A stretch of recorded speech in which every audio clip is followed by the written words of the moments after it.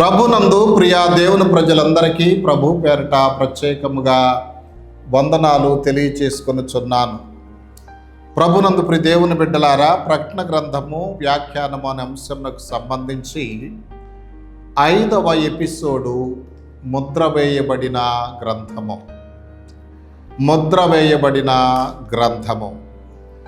ప్రియ దేవుని బిడ్డలారా, ఈ 5వ అధ్యాయము 1వ వచనము నుండి 14వ వచనం వరకు మీరు చూసినట్లయితే, ఇక్కడ తండ్రి అయిన దేవుని చేతిలో 7 ముద్రలు వేయబడిన గ్రంథం ఉన్నట్లు ప్రకటన గ్రంథం 5వ అధ్యాయం 1వ వచనములో వ్రాయబడి ఉంది. 7 ముద్రలు వేయబడిన ఈ గ్రంథము ఏమిటి అని మనం ఆలోచిస్తే, దానియేలు గ్రంథం 12వ అధ్యాయము 4వ వచనములో చెప్పబడిన ముద్ర వేయబడిన గ్రంథము అని బైబిల్ పండితులు చెప్తారు. తండ్రి అయిన దేవుని చేతిలో ఉన్న 7 ముద్రలు కలిగిన గ్రంథము. ప్రభునందు ప్రియ దేవుని బిడ్డలారా, దానియేలు గ్రంథం 12వ అధ్యాయం 4వ వచనములో చెప్పబడిన గ్రంథం ఒకటే అని చెప్తారు. ఆ వచనం చదువుతున్నాను, చూడండి. దానియేలు, నీవు ఈ మాటలను మరుగు చేసి అంత్యకాలం వరకు ఈ గ్రంథమును ముద్రింపుము. 12:4లో, దానియేలు గ్రంథం 12:4లో రాయబడి ఉంది. దానియేలుకు చెప్పబడిన కొన్ని మాటలు అంత్యకాలం వరకు రహస్యముగా ఒక గ్రంథములో ముద్ర వేయబడి ఉంటాయని అర్థము. ఈ ముద్ర వేయబడిన గ్రంథమే ప్రకటన 5వ అధ్యాయం 1వ వచనములో 7 ముద్రలు వేయబడిన గ్రంథము. అంటే దీనిలో భవిష్యత్తుకు సంబంధించిన విషయాలు పొందుపరచబడి ఉన్నాయి. ఇంతవరకు ఈ విషయాలు నెరవేరలేదు, భవిష్యత్తులో జరగనై ఉన్నాయి. అయితే ఆ 7 ముద్రలు విప్పటానికి చూచటానికి యోగ్యుడెవరూ కనపడలేదు. దేవుని బిడ్డలారా, ప్రకటన గ్రంథం 5వ అధ్యాయం 4వ వచనములో, ఆ గ్రంథమును విప్పుటకైనను చూచుటకైనను యోగ్యుడెవడనో కనపడలేదు. 7 ముద్రల గ్రంథాన్ని విప్పటానికి యోగ్యులు ఎవరో కూడా కనిపించలేదు. ప్రభునందు ప్రియ దేవుని బిడ్డలారా, కనిపించకపోయేసరికి యోహాను ఏం చేశాడంట? ఏడ్చెను అనే ప్రకటన గ్రంథం 5వ అధ్యాయం 4వ వచనములో వ్రాయబడి ఉన్నది. యోహాను ఏడ్చెను, ఏడ్చుచున్నాడు. ఏడుస్తున్నప్పుడు అదే సమయంలో ఆ యోహానుని ఓదారుస్తున్నారు 24 పెద్దలు. ఏమని ఓదారుస్తున్నారో చూడండి.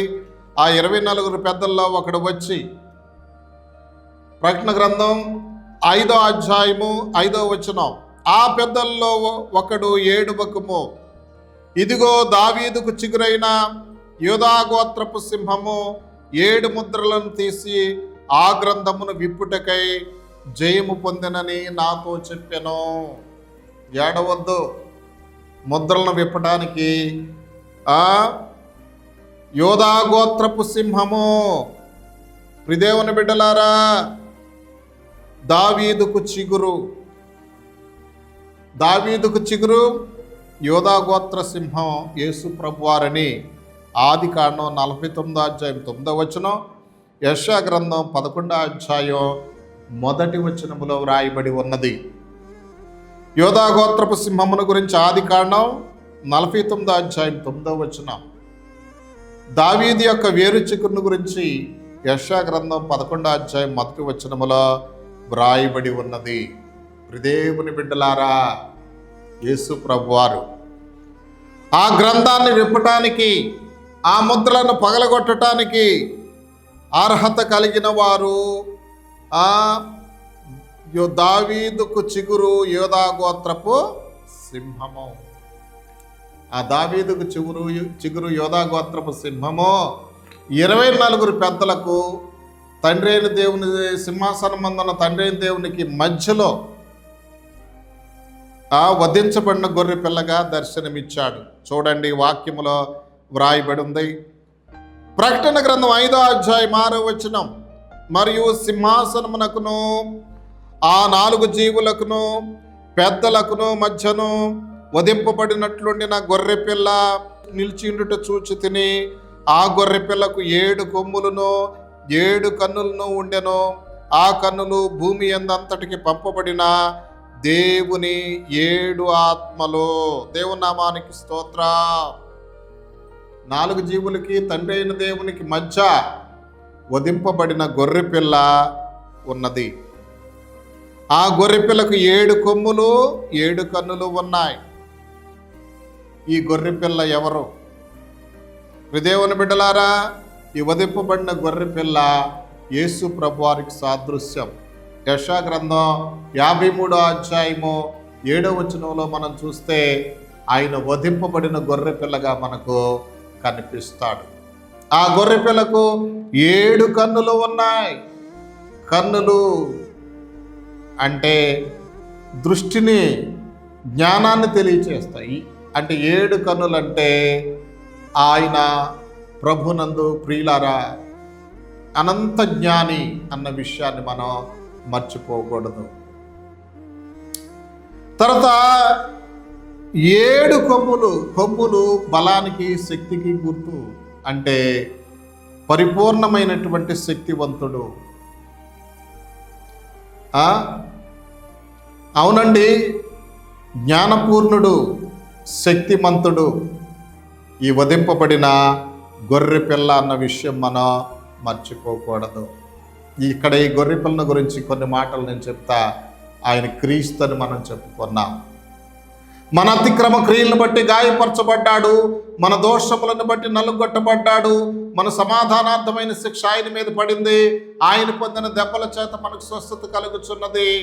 ఆయన చనిపోయి తిరిగి లేచి మనకు విజయాన్ని ప్రసాదించాడు, సైతాన్ని జయించాడు, ఆ సైతాన్ యొక్క శక్తిని నిర్వీర్యం చేశాడు.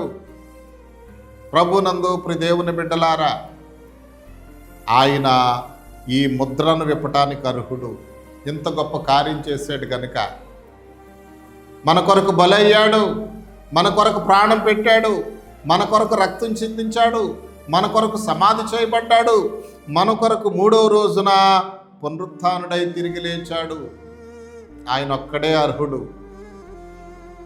ఆయన అక్కడే ముద్రలు విప్పటానికి యోగ్యుడు. ఆ 7 ముద్రలు విప్పటానికి యోగ్యుడు యేసు ప్రభు. అక్కడే 3 లోకాల్లో ఎవరు కూడా లేరు. ప్రియమైనటువంటి దేవుని బిడ్డలారా, చాలా జాగ్రత్తగా గుర్తెరగాలి. ఏమని రాయబడి ఉంది? ప్రకటన గ్రంథం 5వ అధ్యాయం 7వ వచనం ఒకసారి మనం చూద్దాం. ఆయన వచ్చి సింహాసనమందు ఆసీనుడయ్యుండు వాని కుడి చేతిలో నుండి ఆ గ్రంథమును తీసుకొనెను.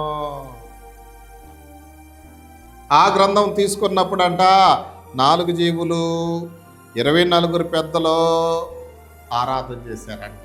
గమనించాలి. ఎవరికి?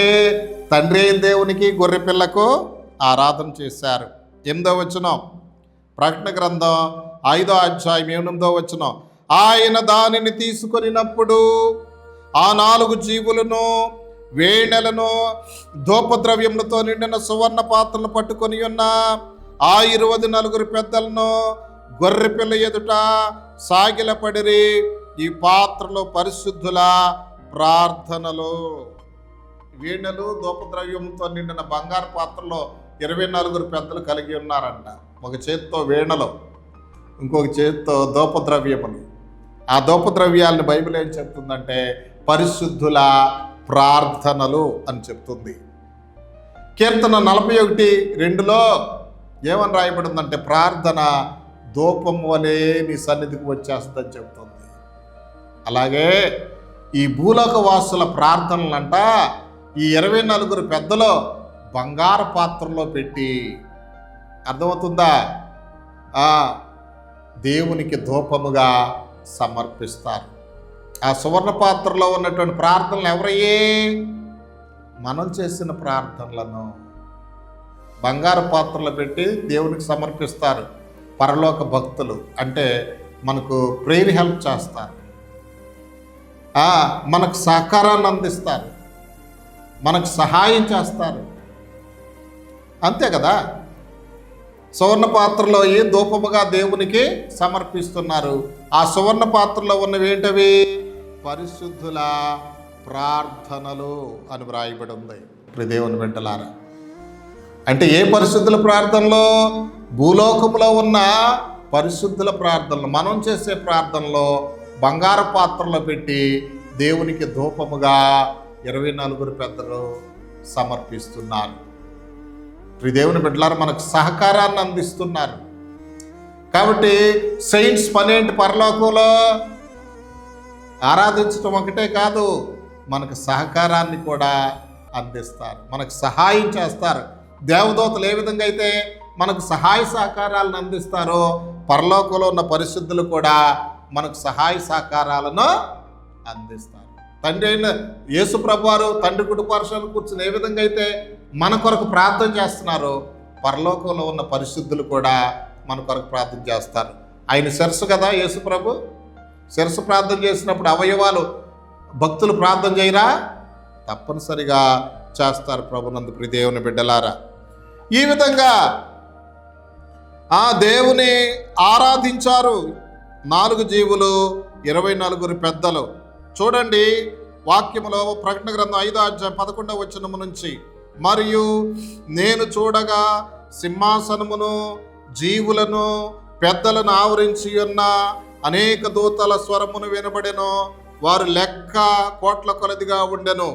వారు వధింపబడిన గొర్రె పిల్ల శక్తియు, జ్ఞానం, ఐశ్వర్యమును, జ్ఞానమును, బలమును, ఘనతయు, మహిమయు, స్తోత్రమును పొంద అర్హుడవని గొప్ప స్వరముతో చెప్పుచుండిరి. ఇలా 24 పెద్దలు, 4 జీవులు, దేవదూతలు, దూతగణాలు ఆరాధించారట.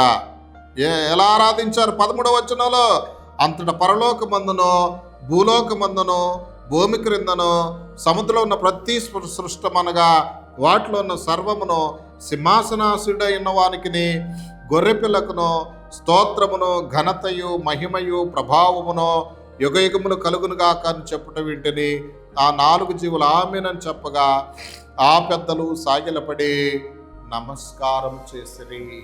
ఈ విధంగా తండ్రి అయిన దేవుడిని, కుమారుడైన క్రీస్తును, 4 జీవులు, 24 పెద్దలు, ఆ ప్రభునందు ప్రియదేవుని బిడ్డలారా, దేవదూతల గణం ఆరాధన చేశారు. 5వ అధ్యాయం ప్రకటన గ్రంథం వర్షిప్ చాప్టర్ అంటారు, ఆరాధన అధ్యాయము. ప్రభునందు ప్రియదేవుని బిడ్డలారా, ఈ విధంగా ఈ పరలోకంలో ఆరాధన జరుగుట మనం చూస్తున్నాము. మనం కూడా మన జీవిత కాలమంతా ఆయన ఆరాధన చేద్దాం. తండ్రి, నాయన మీకు వందనాలు, స్తోత్రాలు. 4 జీవులు, 24 పెద్దలు, కోట్ల కొలది దేవదూతల వలె మేము కూడా జీవితాంతం మిమ్మల్ని ఆరాధించి మహింపరిచి ఘనపరిచే కృప మాకు దయచేయమని యేసు నామములో ప్రార్థించి స్తుతించి వేడుకొనుచున్నాము పరమ తండ్రి. ఆమేన్.